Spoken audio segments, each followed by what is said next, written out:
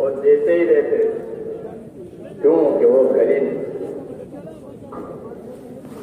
اپنی قدرت سے پالتے ہیں اپنے کو، اور پھر اپنے کرم سے یہ بڑا انعام ہے اللہ تعالیٰ کا زندگی کا۔ یہ ہم کو ہدایت ہے کہ اپنی زندگی کو قیمتی بنائیں، اپنی حیات کو موت سے پہلے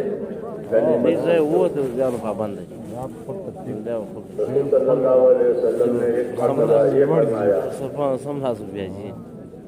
کہ دو نعمتیں ہیں، ہیں تو وہ نعمتیں، لیکن باوجود ان دو نعمتوں ہونے کے لوگ جو ہے ان نعمتوں کے ہوتے ہوئے بھی کھوٹ کھاتے اور کھوٹ میں اترتے۔ نعمتان مغبون دو نعمتیں ہیں لیکن اس میں کھوٹ کھانے والے بہت زیادہ ہیں، فائدہ اٹھانے والے تھوڑے ہیں۔ وہ دو نعمتیں کون سی ہیں؟ فرمایا ایک تو صحت یعنی تندرستی ہے، بدن کی تندرستی بہت بڑی نعمت، بہت بڑی نعمت۔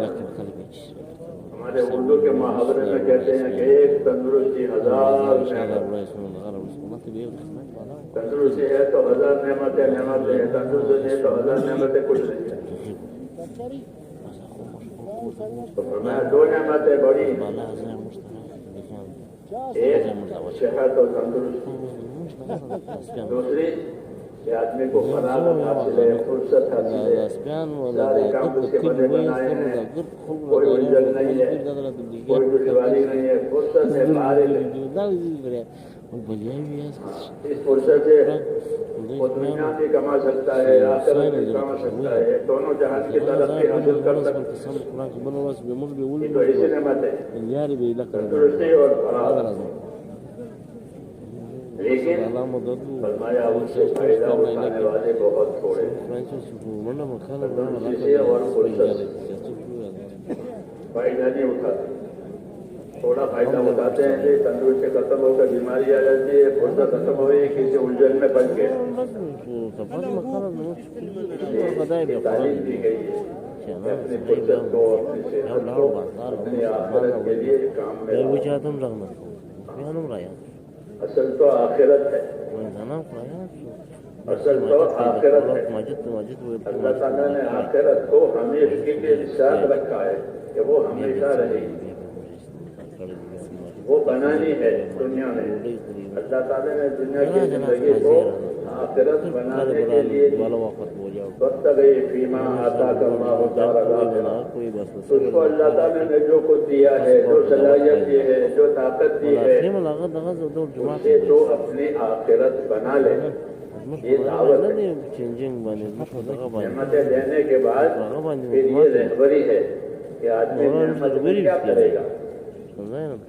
نعمت کا تو ہر آدمی طلبگار ہوتا ہے کہ مجھے نعمت ملے، لیکن نعمت ملنے کے بعد کیا ہونا چاہیے؟ تو یہ بھی تلقین فرمائی کہ جب تم کو نعمت مل جائے تو اس نعمت سے اپنی آخرت بناؤ۔ قارون کو مال دیا تھا بہت زیادہ، مشہور بات ہے، مال دے کر اس کو بھی یہی رہبری کی۔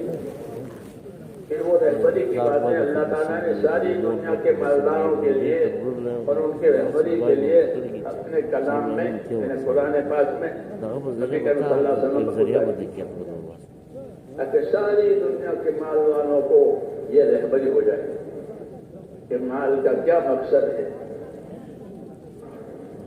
وہ رہبری جو دی گئی تھی دنیا کے اسباب کے بارے میں وہ یہ تھی کہ وابتغِ فیما آتاک اللہ الدار الآخرہ، تجھ کو جو اسباب دیے گئے ہیں دنیا میں اس سے تو اپنی آخرت بنا لے، پانی سے باقی بنا لے، پانی سے باقی بنا لے۔ یہ راستہ ہے کہ دنیا کی چیزیں ختم ہونے والی ہے، فنا ہونے والی ہے، لیکن اس کے اندر خوبی یہ ہے دنیا میں ایک خوبی بہت بڑی ہے، وہ کیا کہ اس سے آخرت بن جاتی ہے. یہ بڑی خوبی ہے، یہ بڑی خوبی ہے. انبیاء کرام کسی پر زور دیتے ہیں کہ اپنی دنیا سے آخرت بناؤ. یہ دعوت ہوتی ہے وقت گئی فیما آتا اللہ تعالی الآخرہ. تو اس کو اللہ نے جو کچھ دیا ہے اس سے تو اپنی آخرت بنا لے، کیونکہ انبیاء کرام کی نگاہ جو ہے وہ آخرت پر ہوتی ہے. ان کی توجہ اور ان کی دعوت اور ان کی تعلیم، ان کی تلقین سب انسانوں کو آخرت کی طرف مائل کرنے کے لیے ہے. اور یہ بہت بڑی خیر خواہی ہے کہ دنیا فانی ہے، اس میں سے باقی کی طرف متوجہ کرے اور فانی دنیا سے باقی رہنے والی چیز حاصل کرنے کی تعلیم دے. تو یہ بڑا ایسا کہ فانی سے باقی حاصل ہو جائے. اس لیے دنیا کو آخرت کی کھیتی بتایا گیا کہ دنیا جو ہے وہ آخرت کی کھیتی ہے. دنیا مزرعۃ الآخرہ، کہ دنیا آخرت کی کھیتی ہے. کھیتی میں یہ ہوتا ہے کہ زمین میں بویائی ہوتی ہے، بیج ڈالے جاتے ہیں، بویائی ہوتی ہے. پھر جب اگ کر کے تیار ہو جاتا ہے تو پھر اس کی کٹائی ہوتی ہے، کٹائی ہوتی ہے. جو بویا ہے وہی کاٹے گا، جو کچھ بویا ہے وہی کاٹے گا. دنیا سے آخرت بنانے کی دعوت دی گئی. وقت نہیں پینا آتا اللہ تعالیٰ، اور آخرت بنانے کے اسباب بھی دیے. آخرت بنانے کے اسباب بھی دیے، خالی بنانے کے لیے نہیں کہہ دیا گیا، بس آخرت بنانے کے اسباب کہ آخرت کیسے بناؤ گے اور کس چیز سے آخرت بناؤ گے.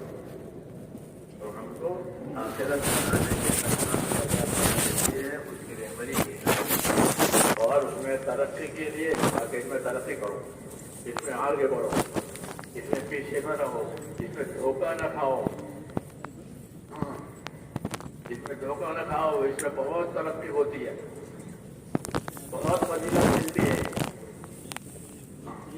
اس میں کوئی دھوکہ نہ کھاوے. کیوں؟ یہ دنیا دھوکہ کھانے کی جگہ ہے. دنیا دھوکہ کھانے کی جگہ کیسے ہے؟ کہ دنیا دھوکہ کھانے کی جگہ دنیا کی زینت کی وجہ سے آدمی دھوکہ کھاتا ہے. دنیا کی زینت کی وجہ سے، اس کے وقتی اور ظاہری نفع کی وجہ سے آدمی جو ہے دھوکہ کھاتا ہے. اور دھوکہ کھانے کا مطلب یہ ہے کہ اس کے وقتی اور تھوڑی دیر کی زینت، تھوڑی دیر کا مزہ، تھوڑی دیر کا فائدہ، اس کی وجہ سے وہ ہمیشہ کا فائدہ کھوتا ہے. اسی کو دھوکہ کہتے ہیں. شیطان اسی راستے سے مارتا ہے. وزین لهم الشیطان اعمالهم، شیطان نے ان کے کاموں کو ان کے سامنے خوبصورت بنا کر رکھ دیا تو وہ اسی میں لگ گئے، اللہ کی ہدایت سے محروم ہو گئے. یہ دھوکہ ہو گیا کہ فانی کو حاصل کیا، باقی کو چھوڑ دیا. اس نے کہا کہ تمہیں دنیا کی زندگی دھوکے میں نہ ڈالے، اور تمہیں شیطان بھی دھوکے میں نہ ڈالے. یہ شیطان بھی دھوکے میں ڈالے گا. کہ کس چیز سے دھوکے میں ڈالے گا؟ کہ وہ تمہیں دنیا کا نفع دکھاوے گا. ہاں، اس میں یہ نفع ہے، اس میں یہ نفع ہے، اس میں یہ نفع ہے. اس کو غرور کہتے ہیں کہ ظاہری اور وقتی نفع دیا گیا، تھوڑی دیر کا نفع دکھایا، تھوڑی دیر کا فائدہ دکھایا اور ہمیشہ کے فائدے سے محروم کر دیا. یہ اس کا کام ہے، یہ اس کا کام ہے. کبھی ایک افضل عمل ہوتا ہے، اس افضل عمل سے نیچے والے عمل پر ڈالتا ہے. یہ بھی اس کا کام ہے کہ افضل سے مفضول بن جاتا. ایک عمل افضل تھا، اس کا بڑا انعام تھا، اس کی بڑی فضیلت تھی، اس سے ہٹا کر نیچے کر دیا. ایک کام اس کا یہ بھی ہے، ایک عمل کو اس کے وقت سے دوسرے وقت پر ڈلوا دیا. دوسرے وقت اب یہ بعد میں ابھی کیا ضرورت ہے، بعد میں بھی ہو سکتا ہے.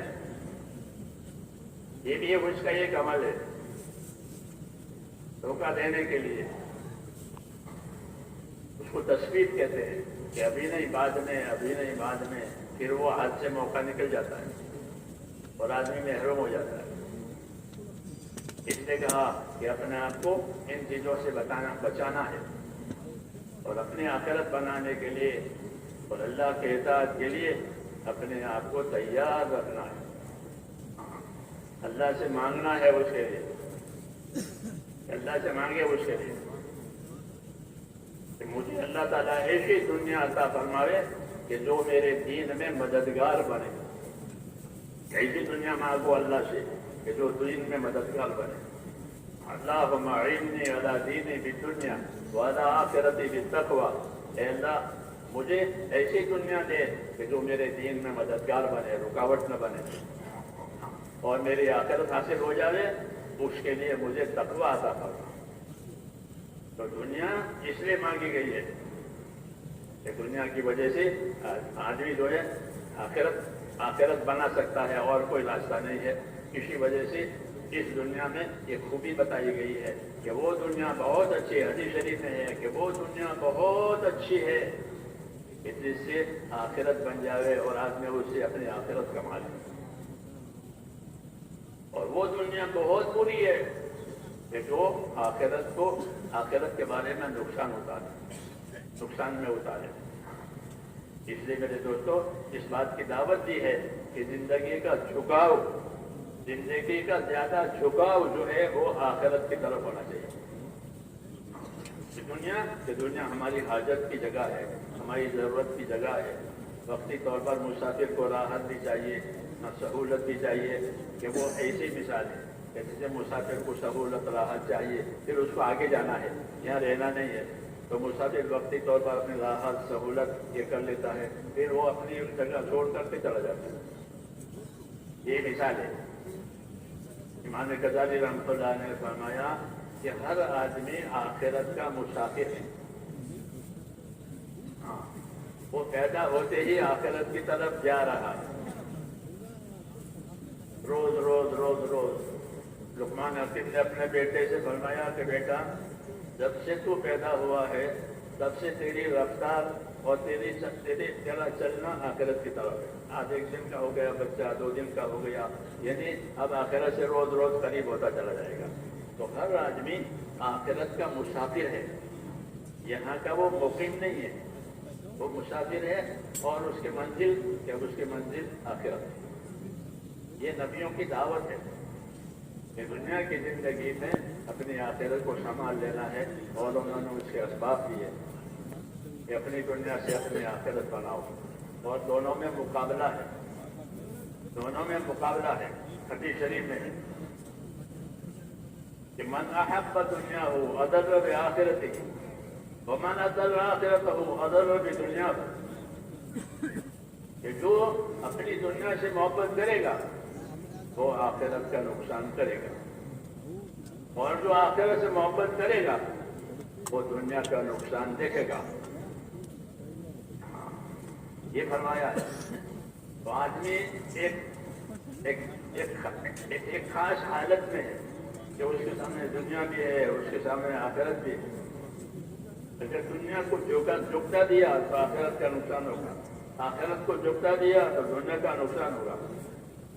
इसलिए कह रही है मन अहब्ब दुनिया हो अदर्र बि आखिरतिही व मन अहब्ब आखिरतहु अदर्र बि दुनियाहु। तो नुकसान तो होना ही होना है। तो हुजूर सल्लल्लाहु अलैहि वसल्लम रहबर हैं, आप रहबर हैं, तो हमें क्या करना चाहिए? तो रहबरी दी हदीस में कि मन अहब्ब दुनिया हो अदर्र बि आखिरतिही व मन अहब्ब आखिरतहु अदर्र बि दुनियाहु फातिरु मा यबका अला मा यफना। ये मशवरा दिया, ये राय दी। जब नुकसान होना ही होना है, या इधर का या उधर का, तो फरमाया ध्यान में रखो उस पहलू को जो बाकी रहने वाला है, उस पहलू के मुकाबले में जिसमें नुकसान जो फना होने वाला है। तो दुनिया का अगर नुकसान भी हो गया तो वो नुकसान भी फना होगा। जैसे दुनिया का नफा फना होता है, ऐसे दुनिया का नुकसान भी फना हो जाता है। लेकिन आखिरत کہ آخرت میں تو فنا ہے ہی نہیں، آخرت میں تو بقا ہی بقا ہے. جو نقصان ہوا وہ بھی باقی رہا، جو نفع ہوا وہ بھی باقی رہا. تو اس لیے یہ رہبری فرمائی کہ جب کسی نقصان تو ہونا ہی ہونا ہے تو جو جگہ باقی رہنے والی ہے اس کا دھیان رکھو کہ وہاں کوئی نقصان نہ ہو، کہ وہاں کا جو نقصان ہوگا وہ باقی رہے گا. پھر اس کا کوئی کور نہیں ہے، اس کا کوئی بدل نہیں ہے.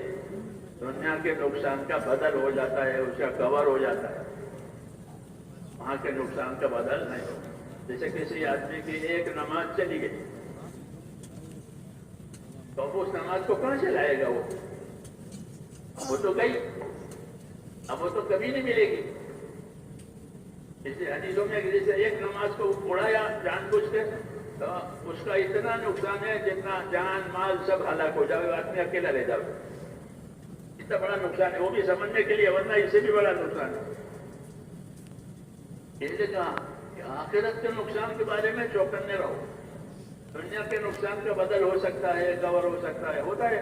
بعض مرتبہ کسی کو کاروبار میں کھوٹ آتی ہے اور دوسری صورت میں بعد میں وہ نفع بھی آ جاتا ہے، وہ کھوٹ کا بدل بھی مل جاتا ہے.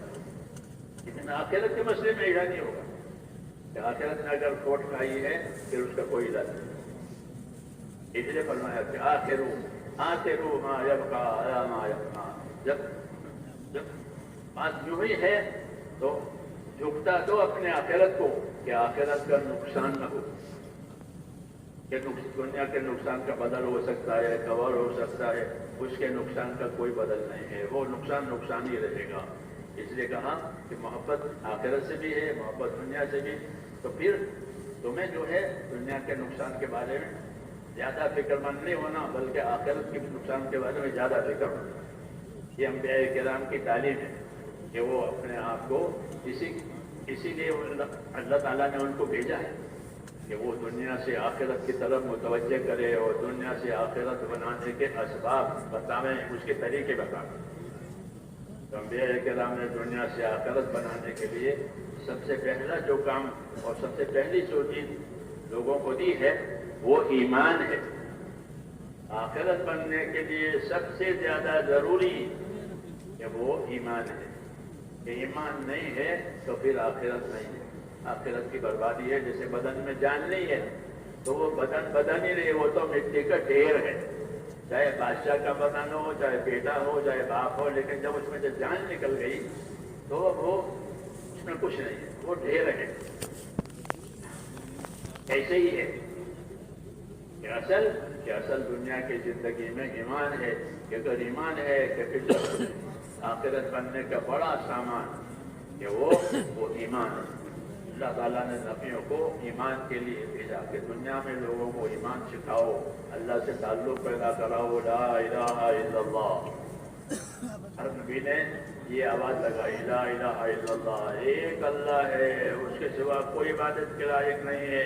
وہی کارساز ہے، نفع نقصان کا وہی مالک ہے، حیات موت کا وہی مالک ہے. حالات بھی اس کے قبضے میں ہیں، نتائج بھی اس کے قبضے میں ہیں، سب اس کے قبضے میں ہیں. الا لہ الخلق والامر، الا لہ الخلق والامر.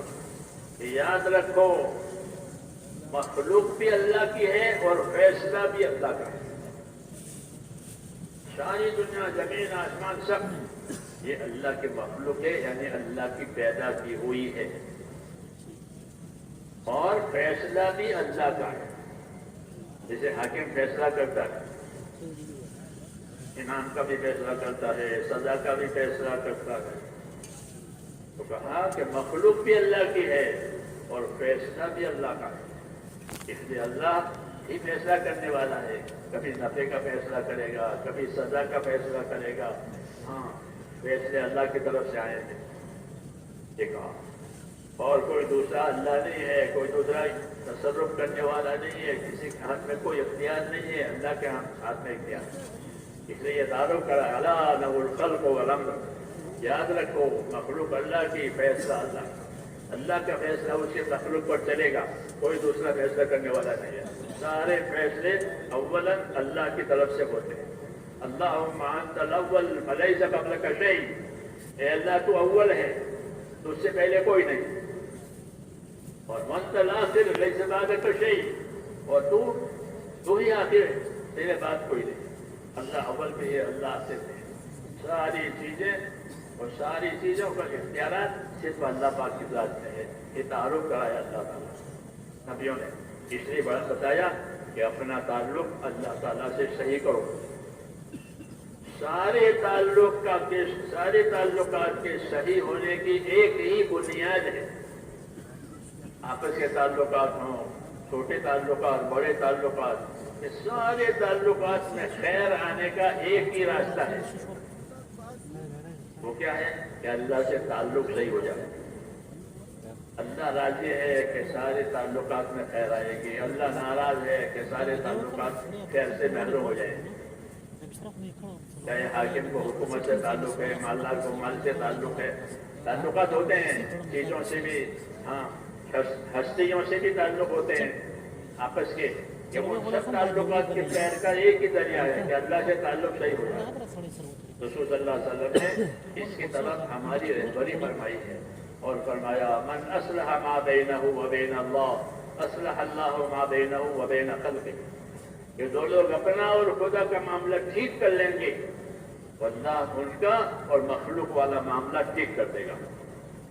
مخلوق سے بھی ہمارا معاملہ ہے، مخلوق سے بھی ہمارے تعلقات ہیں، تو ان تعلقات میں خیر آنے کا کیا راستہ ہے؟ کہ ان تعلقات میں خیر لانے کا ایک ہی راستہ ہے، وہ یہ ہے کہ اللہ تعالیٰ سے ہمارا تعلق صحیح ہو جائے۔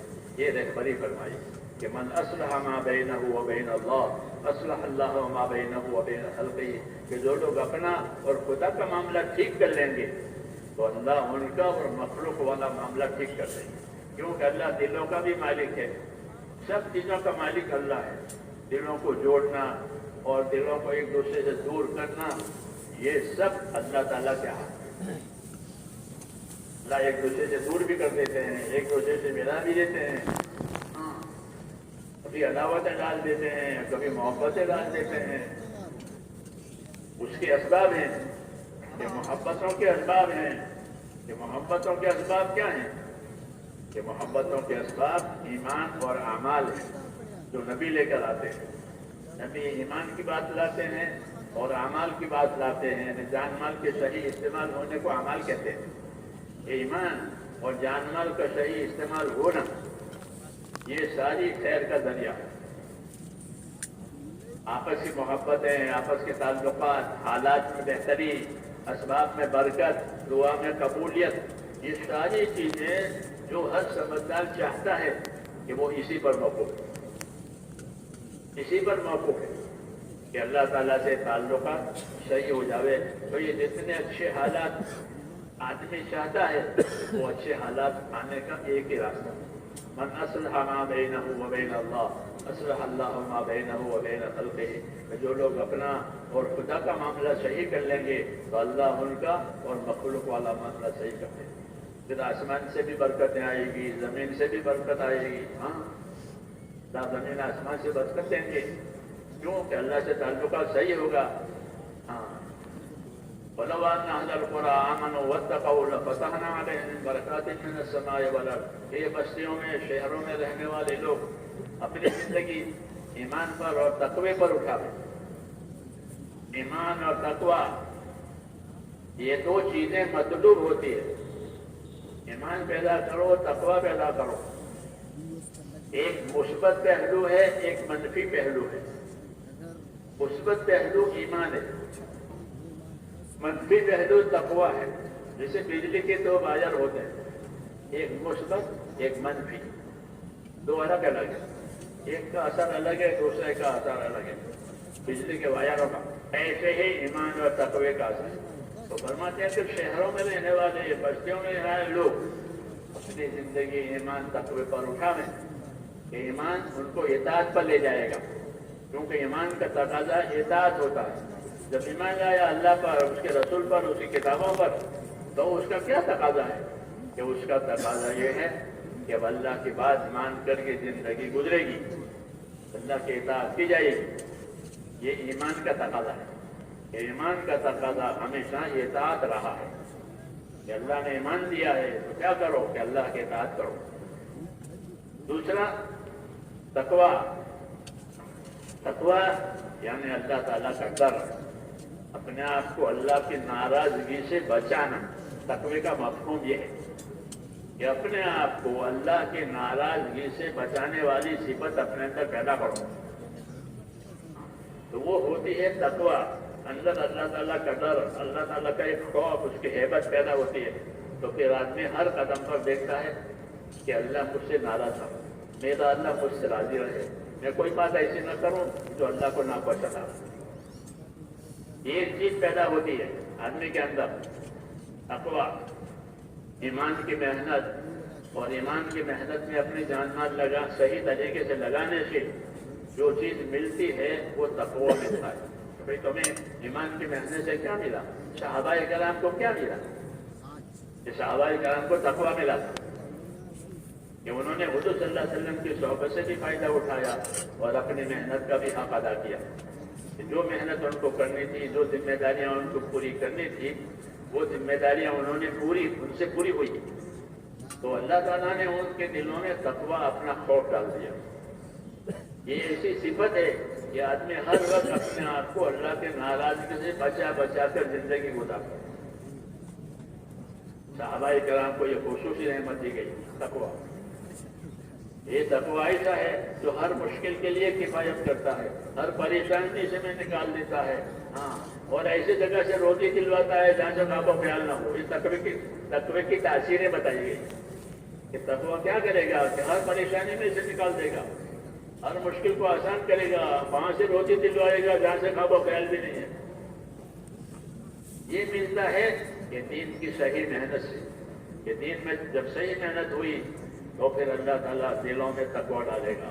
अब जिंदगी में एक एहतियात पैदा हो जाएगी कि अपने आप को बचा बचा कर चलावे, अपने आप को सही रूप पर चलावे। अल्लाह का क्या हक है, रसूल का क्या हक है, किताब का क्या हक है, आपस के ताल्लुकात के क्या हुकूक हैं, आखिरत की क्या जिम्मेदारी है, दुनिया की क्या जिम्मेदारी है, ये सब, कि दुनिया में रहते हुए दुनिया की क्या जिम्मेदारी है और आखिरत बनाने के लिए क्या तैयारी है, ये सब एक चीज अंदर डाल देते हैं। उसकी वजह से जिंदगी कायम हो जाती है, सही रुख पर आती है। तो सहाबाए कराम को नहीं आता। एक मरतबा अब्दुल रहमान बिन औफ ने हजरत उमर से ये कहा, क्योंकि हजरत उमर के जमाने में माल बहुत आया, ये फतूहात का जमाना था, लोग मालदार हो गए, बेपना माल, सोना और चांदी, सफरा और बैरा। बैतुल माल में क्या है कि सफरा और बैरा, सफरा यानी पीला पीला और बैरा यानी सफेद सफेद। चांदी सफेद होती है, सोना पीला होता है। इनके बैतुल माल में क्या रखा हुआ है कि सफरा और बैरा। एक आदमी आया था हज़रत उमर के पास कि मुझे अल्लाह के रास्ते में जाना है तो मेरी मदद करो। तो हज़रत उमर ने उसको बैतुल माल में भेजा, जहाँ बैतुल माल में जा। तो उसने बैतुल माल में जाकर और सोना और चांदी और क्या क्या तरानी और दरानी, वो वापस आ गया।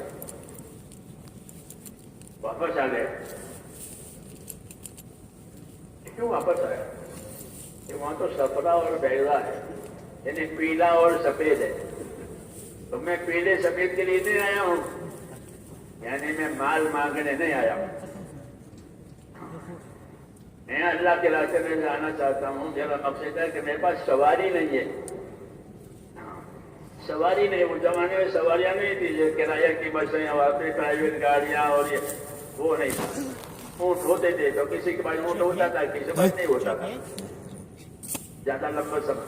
तो इसलिए वो जाता था क्योंकि इससे कोई सवारी का इंतजाम हो जाए, कोई जा रहा हो उस पर बिठा दो, या मुझे कोई ऊँट दे दो ताकि मेरा सफर पूरा हो जाए, फिर वापस हो जाएगा। तो वो इसलिए आया था कि मैं अल्लाह के रास्ते में जाना चाहता हूँ और मुझे मेरी मदद करो। उन्होंने जिससे मतलब भेजा उसको, तो उसने कहा था पीला और सफेद, तो वो वापस आ गया। मुझे पीले सफेद की जरूरत नहीं है। ये साहबा की सिफत थी, उनके अंदर अल्लाह ताला ने ये सिफत रखी थी कि माल से उनको मोहब्बत नहीं थी। अक़र्रहुम क़ुलूबन, उनकी सिफत है कि सहाबाए किराम के दिल बहुत पाक थे। तो किसी से पाक थे कि दुनिया की मोहब्बत से पाक थे। دنیا کی محبت سے پاک تھے، اللہ کا تعلق بہت قوی تھا، آخرت کی فکر بہت قوی تھی، اس لیے دنیا کی محبت سے دل پاک تھے، اس لیے اس نے اسے نظر دی کہ میں تو اس لیے نہیں آیا، تو کیا سفرا اور بیضا کہ پیلا اور سفید، یعنی سونا چندے کے لیے نہیں آیا، مجھے تو سواری کی ضرورت ہے، سواری کی ضرورت ہے۔ حضرت عمر رضی اللہ تعالیٰ عنہ کو اس کے اخلاص کی بڑی قدر ہوئی کہ یہ آدمی مخلص ہے، کہ سونا اور چاندی کو لات ماری کہ مجھے یہ نہیں چاہیے، میں اس کے لیے نہ جاؤں، کیونکہ میرے پاس سواری نہیں ہے، میری سواری کا انتظام کر دو۔ تو حضرت عمر رضی اللہ عنہ نے سواری کا انتظام کیا، کیونکہ مخلص ہے، مخلص، ہاں اللہ تعالیٰ کو اخلاص پسند ہے کہ وہ مخلص ہے اور یکسو ہے، اپنے کام کی طرف یکسو ہے، دوسری طرف کوئی توجہ ہی نہیں ہے کہ مجھے تو اللہ کے راستے میں جانا ہے بس۔ تو اس کے لیے سواری کا بندوبست کیا، وہ سوار کیا اس کو اور روانہ کیا۔ جب وہ سوار ہوا اور روانہ ہونے لگا تو وہ سفر کی دعائیں مانگنے لگا، مثلاً دعائیں، مثلاً دعائیں، سفر کے وقت میں، واپسی کے وقت میں، یہ مثلاً دعائیں یہ اللہ تعالیٰ سے مدد لینے کے اسباب ہیں۔ تو وہ دعائیں مانگنے لگا اللہ کے راستے میں جانے کی، اور حضرت عمر اس کے پیچھے پیچھے جا رہے تھے اور وہ چاہتے تھے کہ یہ اپنی دعا میں مجھے بھی یاد کر لے، کیونکہ یہ مخلص آدمی ہے۔ وہ سمجھ گیا میرے پیچھے پیچھے آ رہے ہیں، تو اپنی دعائیں جب وہ ماننے گا تو آخر میں حضرت عمر کے لیے بھی دعا مانگی، وعمر اللہم فاغفر لہ، اے اللہ عمر، اے اللہ اسی بھی مغفرت فرما دے۔ تو میں نے یہ بات تقوی پر کہی، تقوی کہ حاصل کی طرف کفایت کرتا ہے۔ تو صحابہ کے دلوں میں اللہ تعالیٰ کے دین کے کاموں کی وجہ سے، آپ صلی اللہ علیہ وسلم کی صحبت کی وجہ سے ان کو دلوں میں تقوی ڈالا گیا تھا، ایک کیفیت ہوتی ہے اندر کہ اللہ کی طرف نظر ہے، آخرت کی طرف نظر ہے، اس کے ناراضگی سے بچنے کی ہر وقت فکر ہے، اس کی وجہ سے سارے کام بن جاتے تھے۔ تو میں نے کہا، عبدالرحمن عوف نے ایک مرتبہ یہ کہا کہ آپ سارا مال خرچ کر دیتے ہیں، بیت المال خالی ہو جاتا ہے، خانہ کی ضرورتیں پیش آتی ہے، اجتماعی ضرورتیں پیش آتی ہے، انفرادی ضرورتیں پیش آتی ہیں، اور آپ بار بار جو ہے مال کو بانٹ دیتے ہیں، جمع نہیں ہونے دیتے۔ تو حضرت عمر رضی اللہ عنہ فرمایا کہ عبدالرحمن سے کہ عبدالرحمن تمہاری زبان پر شیطان بول رہا ہے، کہ تمہاری زبان پر شیطان بول رہا ہے، کہ اللہ نے ہم کو تقوی دیا، اور تقوی کی وجہ سے کہ ساری مشکلات آسان ہوتی ہیں، اور اللہ وہاں سے ہم کو روزی دے گا، ضرورت پوری کرے گا جہاں سے ہمارا تعلق ہے۔ تو ایک ثمرہ ہے، ایک نتیجہ ہے میرے دوستوں، صحابہ کرام کی محنت اور ان کی زندگی کا جو نقشہ ہے، کہ اس نقشے پر زندگی آ جاتی ہے تو ان کو تقوی دیا گیا۔ وہی نعمت بعد والوں کو بھی ملے گی اگر وہ بھی اس طریقے پر محنت کریں گے اور اپنی جان مان لگائیں گے اور اس کو سیکھ کر سمجھ کر کریں گے، تو ان کو بھی یہ سیکھ دی جاتی ہے۔ زندگیوں میں تقوی آتا ہے، احتیاط آتی ہے، مزاجوں میں حدود حقوق کی رعایت کے ساتھ زندگی گزرتی ہے۔ یہ فائدہ ہے دعوت کی محنت کا، یہی محنت صحیح ہوتی ہے کہ اندر تقوی پیدا ہوتا ہے، اللہ کا ڈر پیدا ہوتا ہے، آخرت کا دھیان پیدا ہوتا ہے، پھر کسی کام میں کوتاہی نہیں ہوگی، اگر کوتاہی ہو گئی تو معافی مانگے گا۔ اس لیے کہتے ہیں کہ یہ صفت اللہ تعالیٰ سے مانگا کرو۔ یہ کہتے ہیں اللہم انی اسألک الہدی والتقی، اے اللہ میں آپ سے ہدایت بھی مانگتا ہوں، تقوی بھی مانگتا ہوں۔ ہدایت رہبری کے لیے، آگے بڑھنے کے لیے، تقوی کے بچنے کے لیے کہ کوئی ایسی چیز نہ پیش آئے جو مجھ کو ہدایت کے راستے میں رکاوٹ ڈالے، اندر کا لالچ یا اندر کی اغراض یا دوسری بات کہ وہ نہ پیدا ہو۔ اس لیے کہ اللہم انی اسألک الہدی والتقی، مجھے ہدایت بھی دے اللہ، اور اندر کا تقوی بھی دے، اندر کا ڈر بھی دے، تاکہ میں اپنی ذمہ داریوں میں آگے بڑھوں۔ آگے بڑھنے کے یہ اسباب ہے کہ ہدایت کہ وہ آگے بڑھنے کے لیے ہے، اور تقویٰ کہ وہ اندر کو بچنے کے لیے. اس لیے اس عمل کو صحابہ کا عمل قرار دیا گیا ہے، اور اس کے نتائج جیسے صحابہ کو ملے تھے، ان کے درجے کے اعتبار سے اللہ نے ان کو دیا تھا. بعد والی بھی اگر اس کام کو صحیح طریقے سے کریں گے اور اللہ سے مانگیں گے تو اللہ تعالیٰ انہیں ہدایت بھی دے گا اور انہیں تقویٰ بھی دے گا. تو اس کی زندگی میں کرنے کا کام ہو جائیں گے اور بچنے کا کام سے بچنا ہو جائے گا. کہ ہدایت کی وجہ سے کرنے کے کام ہوں گے اور تقوی کی وجہ سے بچنے کی صلاحیت پیدا ہو جائے گی کہ بچنے کے کاموں سے بچیں گے. اللہ کے حقوق ادا ہو جائیں گے، آپس کے حقوق ادا ہو جائیں گے. ہاں، اور جو ذمہ داریاں ہیں اس میں کوتاہی نہیں ہوگی. یہ اندر تقویٰ. اگر کوتاہی ہو گئی تو معافی مانگے گا اللہ سے کہ یا اللہ میں معافی مانگتا ہوں. کوتاہی ہو جاتی ہے آدمی سے، کوئی کام اس کو آگے کرنا تھا وہ پیچھے ہو گیا، یا پیچھے کرنا تھا اس کو آگے کر دیا، تو یہ کوتاہی ہوتی ہے. آدمی ہے ہو جاتا ہے. اس لیے اس سے دعا بھی سکھائی. کیا آگے پیچھے ہو جاتی ہے تو اللہ سے دعا مانگا کرو. اللہم اغفر لی ما قدمت وما اخرت وما اسررت وما اعلنت وما اسرفت. اے اللہ اگر میں نے کوئی چیز آگے کر دی جو آگے نہیں کرنے کی تھی، میں نے کوئی چیز پیچھے کر دی جو پیچھے نہیں کرنے کی تھی، تو یا اللہ میری اس قسم کی حرکت ہو گئی، مجھے معافی دے دے، مجھے معاف فرما دے. یہ سلیقہ سکھایا تاکہ کام صحیح رخ پر بنے. یہ سلیقہ سکھایا ہے. حضور صلی اللہ علیہ وسلم نے ادب بھی سکھائے ہیں، اعمال بھی سکھائے ہیں، اخلاق بھی سکھائے ہیں، اعتدال بھی سکھایا ہے، آداب سکھائے. آداب سکھائے کہ آداب جو ہیں وہ زندگی کی زینت ہے، اور اعمال سکھائے کہ وہ زندگی کی ذمہ داری ہے، عمل کے لیے دنیا ہے. اخلاق سکھائے کہ اخلاق کی وجہ سے مردوں کے درمیان میں آدمی اچھا رہے گا. کیونکہ اخلاق کا مطلب یہ ہے کہ اللہ تعالیٰ بھی راضی رہے، اس کے بندے بھی راضی رہے، ان کا بھی حق ہو جاوے، اللہ کی بھی حق ہو جاوے، اور اپنی طرف سے لوگوں کو خیر پہنچے.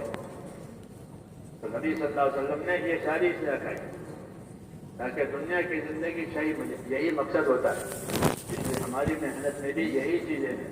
سب سے پہلے اللہ کے تعلق کی بات ہے. ایمان، لا الہ الا اللہ پہلا نمبر ہے.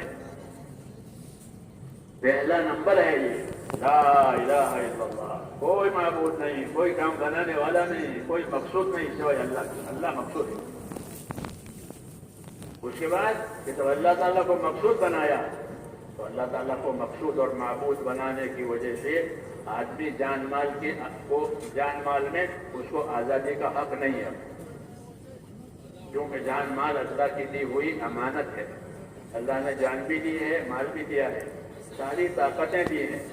جتنی طاقتیں اللہ تعالیٰ نے دی ہے وہ گناہ کرنے کے لیے نہیں دی ہے، اور زمین پر کوئی ٹکڑا گناہ کرنے کے لیے نہیں ہے کہ وہاں جا کے گناہ کرو.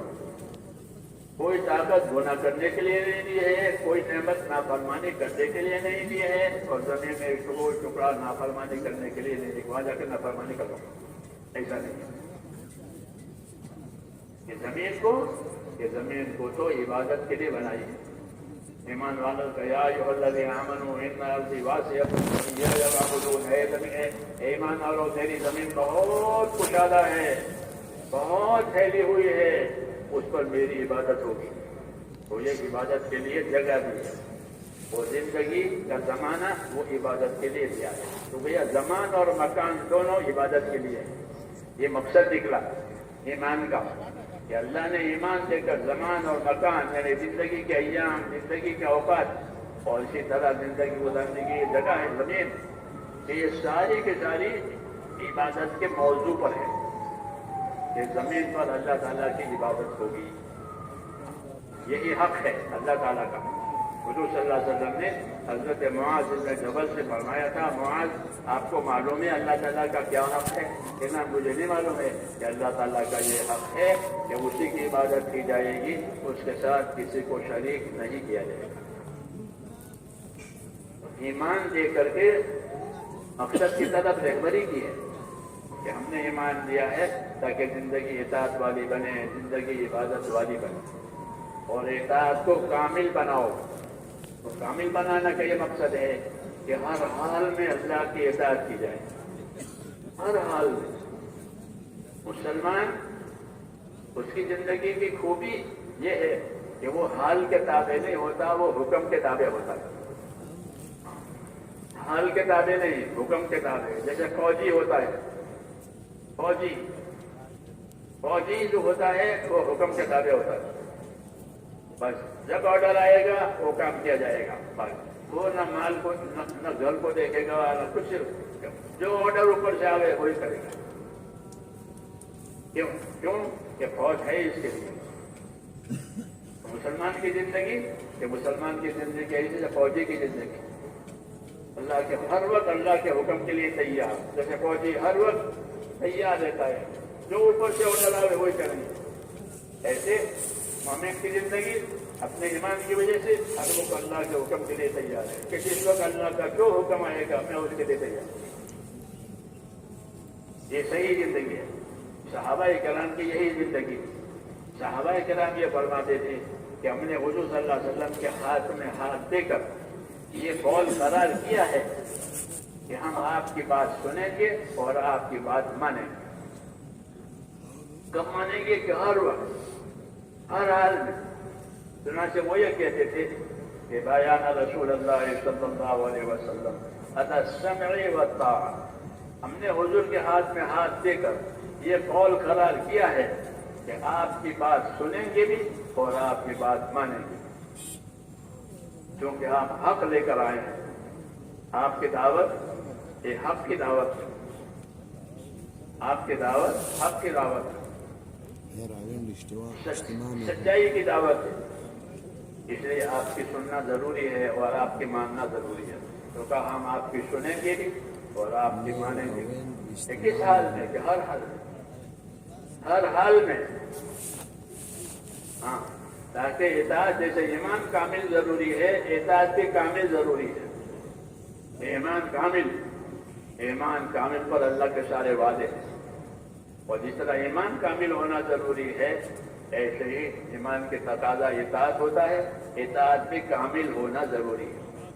صحابہ کرام کی زندگی کیونکہ بعد میں آنے والوں کے لیے نمونہ بننے والی تھی، اس لیے ان سے ایسا کرایا گیا. تو وہ یہ کہتے تھے کہ ہم نے حضور صلی اللہ علیہ وسلم کے ہاتھ میں ہاتھ دے کر یہ قول قرار کیا ہے کہ بیان رسول اللہ صلی اللہ علیہ وسلم علی السمع والطاعہ.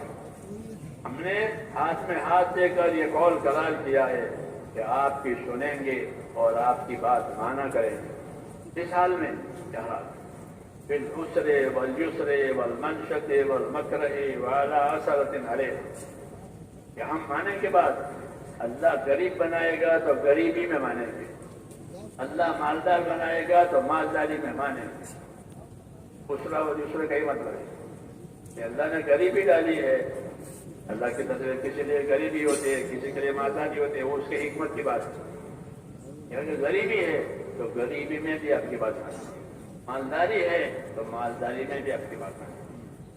جی چاہنے کی حالت میں حکم آیا، جی بھی چاہ رہا تھا اور حکم بھی آیا، جی بھی چاہ رہا تھا اور تقاضا بھی آیا تو آسان ہو جاتا ہے. تو پھر جی چاہنے کی وجہ سے جی چاہنے کے موافق تقاضا آیا تو بھی ہم وہ تقاضا پورا کریں گے. جی چاہنے کے خلاف تقاضا آیا، ایک تقاضا ایسا آیا کہ جی نہیں چاہ رہا ہے، کہ جی نہیں چاہ رہا ہے تو بھی بات مانیں گے. جی چاہنے پر مسئلہ نہیں ہوگا، جی چاہے نہ چاہے ہم بات کو مانیں گے. المنشط والمکرہ.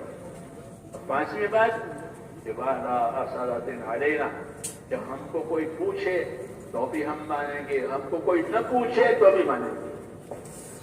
یہ اخلاص کی انتہا ہے، اخلاص کی انتہا ہے، انقیاد اور تابع داری کی انتہا ہے. مجھے کیوں نہیں پوچھا، ہم سے کیوں نہیں مشورہ لیا؟ جس کی شکایتیں ہوتی ہے، ہاں جس کی شکایتیں ہوتی ہے کہ نہیں ہمارے پاس کوئی شکایت نہیں، ہم سے پوچھا ہو ہم سے نہ پوچھا ہو لیکن کام ہو گیا ہے تو ہم اس پر خوش ہیں. اس لیے کہا کہ وعلی اثرۃ علینا. ہم کو کوئی پوچھے تو، ہم کو کوئی نہ پوچھے تو، ہم کو کوئی آگے کرے تو، ہم کو کوئی نہ آگے کرے تو ہم تو ہر حال میں اللہ کی بات مانیں گے، اس کے رسول کی بات مانیں گے اور کام کریں گے. یہ نمونہ ہے اطاعت کا. وعلی اثرۃ علینا. اثر کیوں کہ یہ چیز آدمی کو بھاری لگتی ہے کہ مجھے نہیں پوچھا، اس کو پوچھا، مجھے آگے نہیں کیا، اس کو آگے کیا، اس کو داد دی، مجھے داد نہیں ملی، کہ یہ نہیں ہوگا۔ کیوں؟ یہ تقاضے آدمی کے طبیعت کی طرف سے بھی آتے ہیں، اس کے نفس کی طرف سے بھی آتے ہیں۔ طبی طور پر یہ ہوتا ہے، مخلص ہوتا ہے تب بھی اس کی طبیعت میں تو یہ بات آتی ہے، اگرچہ وہ اس پر اظہار یا اصرار نہیں کرتا، لیکن آتی ہے بات۔ مخلص ہے اس لیے نہ اظہار کرے گا نہ اصرار کرے گا، اور اگر اخلاص میں کمی ہے تو شکایت کرے گا کہ ہم سے نہیں پوچھا، ہم کو نہیں بتایا۔ وہ صحابہ کہتے ہیں کہ بھائی مجھ کو نہیں بتایا، مجھ کو نہیں پوچھا، کوئی بات نہیں، کام تو ہوا، جس کام کو ہونا تھا وہ تو ہو گیا، کہ بس میں اس پر راضی ہوں، چاہے مجھے کوئی پوچھے، مجھے کوئی نہ پوچھے، مجھے کوئی آگے کرے، مجھے کوئی آگے نہ کرے، مجھے تو اللہ کی بات مان کر کے زندگی گزارنی ہے۔ اس کو میرے دوستوں اخلاص کہتے ہیں، اللہ کے لیے کرنا، آخرت کے لیے کرنا۔ تو جو اللہ اور آخرت کے لیے کرنا چاہے گا اس کو ایسی چیزیں برداشت کرنی پڑے گی، وہ برداشت کر بھی لے گا، کیونکہ اس کو برداشت کرنے میں بھی فائدہ ہے، برداشت کرنے میں بھی فائدہ ہے۔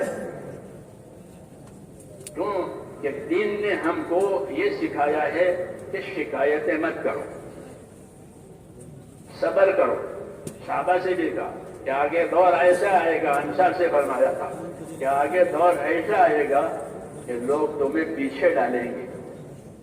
ابھی تو تم لوگوں کو آگے کرتے ہو، اپنا کھلاتے ہو، اپنا پلاتے ہو، بھوکے رہ کر کے ان کا اکرام کرتے ہو، تم ایثار سے کام لے رہے ہو۔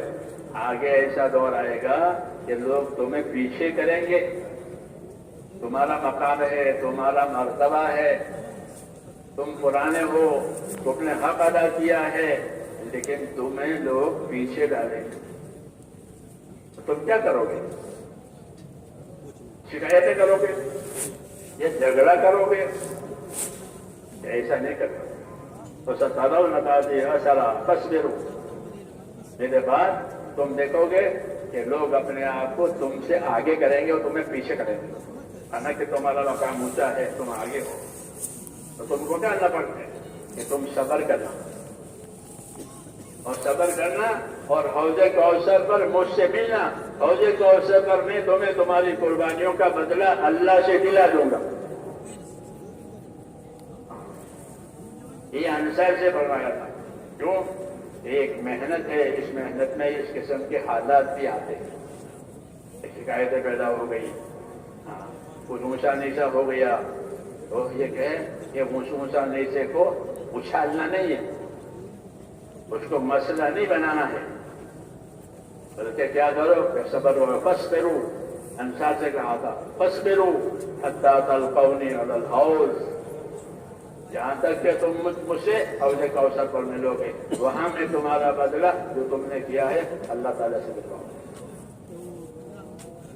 یہ کیا ہوا کہ یہ اطاعت سکھائی حضور صلی اللہ علیہ وسلم، اطاعت سکھائی، کیونکہ انصار بہت کام کرتے تھے، انصار کی قربانیاں بہت تھی، زیادہ شہید ہونے والے افراد انصار کے ہوتے تھے، کیونکہ ان کی تعداد بھی زیادہ تھی، ان کا تو مدینہ ان کا شہر ہی تھا، اس لیے ان کی شہادتیں زیادہ، ان کی قربانیاں زیادہ، ان کی خدمتیں زیادہ، سب چیزیں زیادہ ہوتی تھیں۔ اس کی وجہ سے ایک دفعہ مہاجرین نے یہ کہا کہ یا رسول اللہ ایک بات ہے۔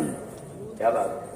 یہ بات یہ ہے کہ انصار اپنی قربانیوں میں، اپنی نصرت میں بہت آگے بڑھ گئے، تو سارے درجات آخرت کے ان کو مل جائیں گے، سارا ثواب اور بدلہ ان کو ملے گا، ہمیں کیا ملے گا؟ کیونکہ وہ ہم کو کھلاتے ہیں، ہم کو پلاتے ہیں، ہمیں مکانات بھی دیتے ہیں، ہمیں زمینیں بھی دیتے ہیں، یہاں تک کہ وہ اپنی بیویاں دینے کے لیے تیار ہو جاتے ہیں۔ تو اس جماعت نے کوئی کمی نہیں چھوڑی ہے، تو سارا اجر و انعام تو انہی کو ملے گا، ہمیں کیا ملے گا؟ جو آخرت کے طلبگار ہوتے ہیں ان کو یہ حسرت ہوتی ہے تو صحابہ میں یہ بات تھی نہیں کہ کوئی دنیا کا طلبگار ہو، دنیا کا مال مرتبہ، دنیا کی وجاہت چاہتا ہو، دنیا کا نام نمود چاہتا ہو، ایسا کوئی نہیں۔ ابرہم قلوبا، ان کے دل پاک تھے۔ ابن مسعود فرماتے کہ اولئک اصحاب محمد، جانتے ہو وہ اصحاب محمد ہیں۔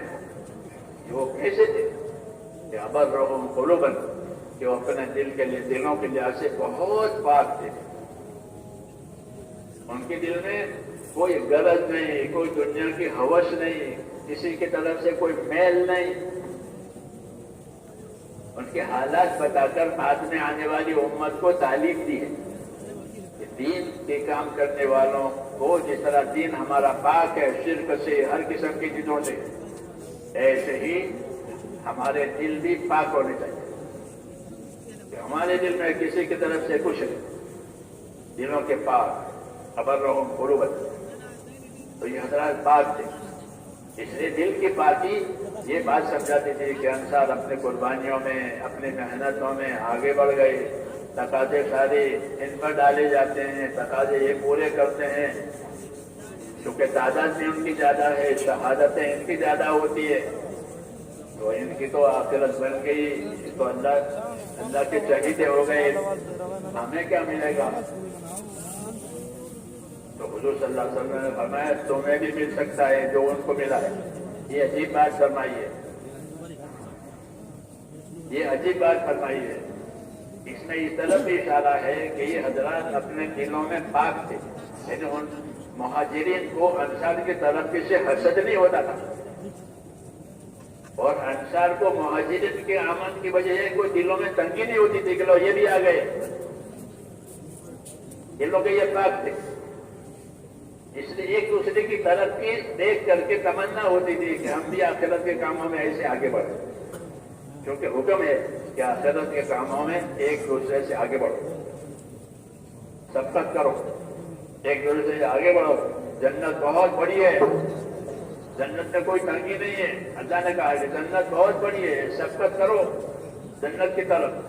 جنت کی چوڑائی 7 آسمان اور زمینوں کے برابر ہے، اور وہ متقی لوگوں کے لیے تیار ہو گئی ہے، اس لیے آگے بڑھو۔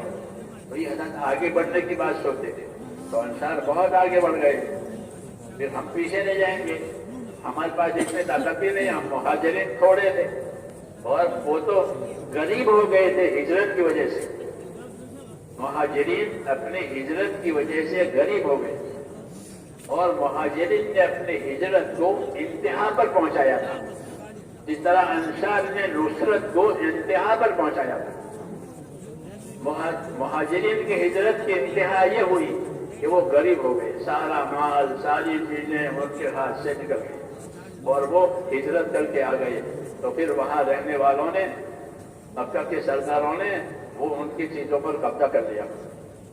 ابو سفیان جب تک اسلام نہیں لائے تھے، جب کوئی مہاجرین چلا جاتا تھا تو اس کے گھر پر قبضہ کر کے گھر کو بیچ دیتے تھے، گھر کو بیچ دیتے تھے کہ وہ تو چلا گیا، اب اس گھر پر قبضہ کیا، اس کو بیچ دیا۔ اب اگر واپس بھی آ گئے تو اس کے لیے کچھ نہیں ہے، اس لیے اللہ نے کہا یہ لوگ غریب ہو گئے، فقراء مہاجرین۔ تو مہاجرین کی ہجرت کی انتہا فقر تک چلی گئی، اور انصار کی نصرت کی انتہا ایثار تک چلی گئی، کہ انہوں نے اپنی ضرورتوں کو نہیں دیکھا اور دوسروں کی ضرورتیں پوری کی، اپنے لیے تکلیف اٹھائی، دوسروں کو راحت دے دی۔ یہ اس راستے میں آگے نکل گئے، یہ اس راستے میں آگے نکل گئے۔ اس لیے حضور صلی اللہ علیہ وسلم کے دائیں بائیں یہ جماعتیں تھیں، مہاجرین انصار تھے، وہ ایک دوسرے سے آگے بڑھ گئے، تو انصار اپنی نصرت میں آگے بڑھ گئے۔ تو مہاجرین نے کہا کہ تو آگے بڑھ گئے، ان کے لیے جنت کے درجات ہوں گے، یہ خدا رسول سے قریب ہوں گے، ہمارا کیا؟ ہم تو خالی ہاتھ آئے ہیں، سب کچھ انہوں نے دیا ہے، تو حضر و انعام بھی ان کو ملے گا، ہمیں کیا ملے گا؟ یہ بھی چیز ہے، اخلاص والا دیکھتا ہے کہ مجھے بھی ملے اللہ کی طرف سے آخرت اور انعام اور اکرام، یہ اخلاص والے کی دلیل ہے۔ یہ حضرات اخلاص والے تھے، آخرت والے تھے، اس لیے انہوں نے یہ ایک بات رکھی۔ تو حضور صلی اللہ علیہ وسلم نے فرمایا کہ جو کچھ انصار کو ملتا ہے وہ تمہیں مل سکتا ہے، اس کا کیا طریقہ؟ اس کا طریقہ فرمایا یہ ہے کہ تم انصار کی قدر کرو، انصار کی قدر کرو۔ انہوں نے اشارہ کیا اور کرتے چلے گئے، ہم کو بھی راحت دیتے چلے گئے، نبی کو بھی راحت دیتے چلے، نصرت کرتے چلے گئے کہ انصار کے کاموں کو دیکھو، ان کی تعریف کرو، ان کی قدر کرو اور ان کے لیے دعا مانگو، ان کی ترقی کے لیے، ان کی قبولیت کے لیے دعا مانگو۔ جب ان کو قدر کی نگاہوں سے دیکھو گے، ان کے لیے دعا مانگو گے تو تمہیں بھی اللہ وہی اجر و انعام دے گا ان کی قدر دانی کی وجہ سے جو ان کو دیا ہے۔ یہ سبق بعد والوں کو دیا کہ بعد میں بھی ایسا ہوگا کہ کچھ لوگ آگے بڑھیں گے، کچھ لوگ آگے بڑھیں گے، کچھ لوگوں کو تقاضا دیا جائے گا، کچھ لوگوں کو مرتبہ دیا جائے گا، کچھ لوگوں کو مقام دیا جائے گا، تو جن کو نہیں ملا وہ کیا کرے؟ اگر دل صاف نہیں ہوتے اور نفسانیت کا غلبہ ہوتا ہے تو حسد پیدا ہوتا ہے، ان کو لیا ہم کو نہیں دیا، حسد یہ پیدا ہوتا ہے، یہ پیدا ہوتا ہے، پھر اعتراض ہوتے ہیں، اعتراض ہوتے ہیں۔ حسد کا خاصہ یہی ہے کہ اعتراضات ہوتے ہیں، ان کے اندر یہ بات نہیں پیدا ہوئی، ان کے اندر تو آخرت کی وجہ سے یہ تمنا پیدا ہوئی تھی کہ آخرت کے ان کو بڑے درجات ملیں گے، ہمیں نہیں ملیں گے، کیونکہ ہمارے پاس اس کام کی مجال ہی نہیں ہے، ان کے پاس مجال ہے۔ تو اس لیے حضور صلی اللہ علیہ وسلم نے ان کو بھی طریقہ بتایا کہ جو خیر اور جو طریقے اور جو انعام اللہ تعالیٰ انصار کو دیں گے وہ تمہیں بھی دیں گے، اس طرح سے کہ اس کی قدر کرو۔ وہی اصولی بات بتائی کہ کام کرنے والوں میں الگ الگ حیثیت کے لوگ ہوتے ہیں، بعض لوگ اپنے کام میں، اپنے قربانیوں میں، اپنی محنت میں، اپنی یکسوئی میں آگے ہوتے ہیں، آگے ہوتے ہیں ہر وقت، اور بعض اس کے درجے کے نہیں ہوتے۔ تو دنیا میں تو حسد ہوتا ہے، ان کا کاروبار چلتا ہے میرا نہیں چلتا، تو حسد پیدا ہوتا ہے۔ یہاں حسد کی جگہ نہیں، دلوں کو صاف رکھنا ہے، اس لیے محنت کراتے ہیں، مجاہدہ کراتے ہیں، عبادتیں کثرت سے کراتے ہیں، ذکر کثرت سے کراتے ہیں کہ عبادت کی کثرت، ذکر کی کثرت، توبہ اس لیے تاکہ نفس میں صفائی آوے، نفس میں صفائی آوے، بجائے حسد کے ہمدردی آوے۔ اسلام میں ہمدردی کا حکم ہے، حسد حرام ہے۔ حسد کے مقابلے میں ہمدردی کو کہا، جیسے ماں باپ کو اپنے اولاد سے ہمدردی ہوتی ہے، تو ہمدردی کی وجہ سے وہ ان کی ترقی چاہتے ہیں، ان کی ترقی سے وہ خوش ہوتے ہیں، ہمدردی کی علامت ہے کہ ترقی سے خوش ہوگا، ترقی کو چاہے گا، تو کہا ہمدردی سیکھو، ہمدردی سیکھو کہ یہ ترقی کر رہے ہیں کہ ہاں اللہ تعالیٰ ان کو اور ترقی دے، ان کو اور ترقی دے، اس نے کہا انصار کے لیے دعا مانگو۔ یہ سبق بعد والوں کو دیا ہے، کیونکہ بعد میں بھی لوگوں کے مراتب میں، لوگوں کی محنتوں میں فرق رہے گا۔ فرق مراتب تو ہر وقت ہوتا ہے، مرتبوں کا فرق، محنتوں کا فرق، یہ ہر وقت ہوتا ہے۔ 5 انگلیاں اللہ نے ایک سی نہیں بنائی ہے، الگ